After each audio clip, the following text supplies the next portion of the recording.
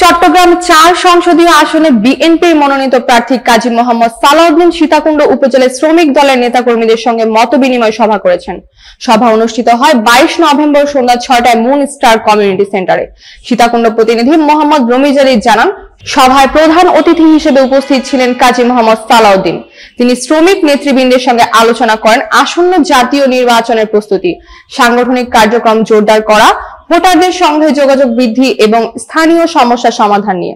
মতবিনিময় সভায় বিশেষ অতিথি হিসেবে উপস্থিত ছিলেন সীতাকুণ্ড থানা বিএনপির সদস্য সচিব কাজী মোহাম্মদ মহিউদ্দিন, সাবেক সাধারণ সম্পাদক জয়নাল আবেদিন দুলাল, গাজী সুজাউদ্দিন, শামসুল আলম আজাদ, আর চৌধুরী লিটন, কাজী এনামুল বাড়ি, এম শামসুদ্দোহা সহ অন্যান্য সিনিয়র নেতৃবৃন্দ।